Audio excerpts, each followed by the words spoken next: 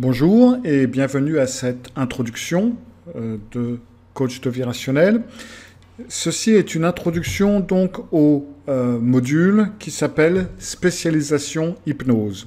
Alors pour pouvoir participer à ce module, il vous faudra avoir le module de base, le module avancé et avoir pris au moins un module d'extension, c'est-à-dire d'être coach de vie rationnelle, avant de pouvoir vous spécialiser en hypnose.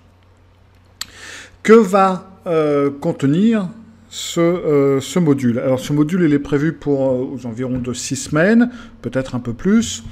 Ça dépend un petit peu parce que je trouve toujours un petit peu des choses à rajouter. Donc ça va être compté aux environs de 6 semaines. Alors la première des choses que nous allons voir, c'est qu'est-ce que c'est que l'hypnose. Parce que un peu souvent, même très beaucoup souvent, si on veut dire ça comme ça, les gens ont un petit peu cette idée que l'hypnose c'est quelque chose de bizarre, de mystique, de un petit peu hors de ce monde, etc. Comme un peu toutes les choses qu'on ne comprend pas très bien, on peut avoir une tendance à y mettre un petit peu tout ce qu'on veut. Le fait que ce soit très utilisé dans l'hypnose de scène, dans les films, etc., ça n'améliore rien.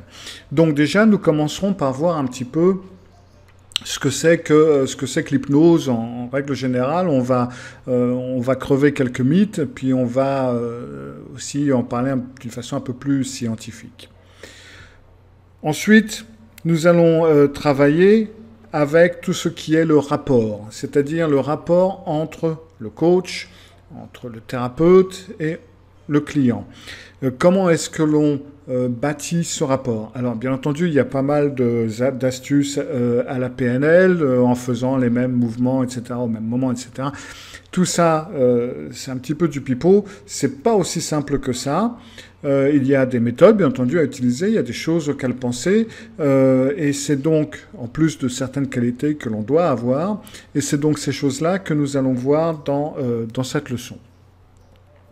Puis, nous allons voir un petit peu donc le principe de tout ce qui s'appelle l'induction, l'induction, oui, et les approfondissements.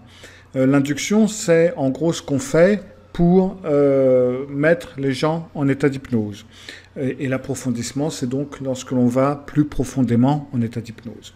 Alors pour ça, il y a plusieurs méthodes, il y a certaines méthodes à utiliser. Il y a des inductions courtes, des inductions longues, ce qu'il faut faire, ce qu'il ne faut pas faire, les choses auxquelles penser, comment composer vos propres inductions et approfondissements.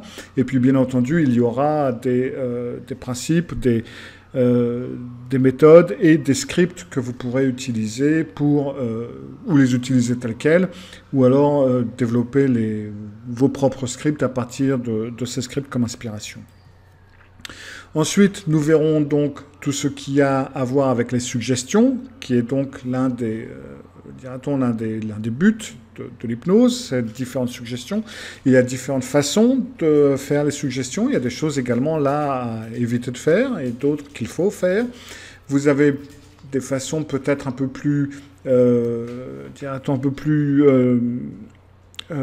précises de faire des suggestions et des façons un peu plus comme des insinuations ou comme faire un voyage, enfin les méthodes un peu plus ericksoniennes qui sont un peu plus développement de l'imagination, qui ne sont pas aussi directes que les suggestions directes classiques. Donc il y a plusieurs suggestions, plusieurs méthodes, plusieurs formes. Et c'est donc ces formes-là que nous verrons.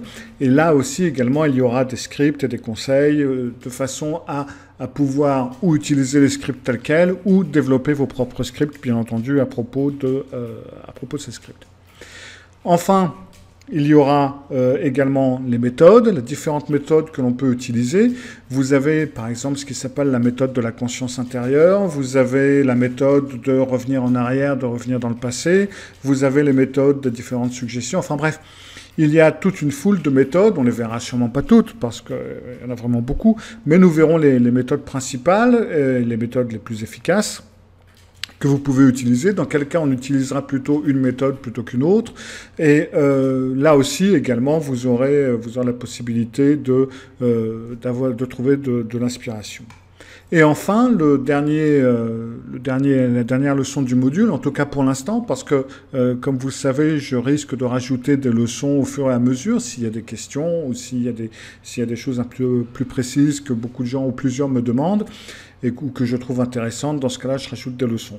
Mais pour l'instant, dira-t-on, la dernière leçon, ça va être donc le cabinet d'hypnose. Comment est-ce que vous allez pouvoir arranger votre cabinet?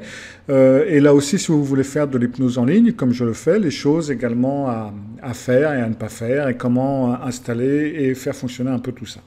Voilà, c'est donc le plan pour ce module, le module hypnose de la formation coach de vie.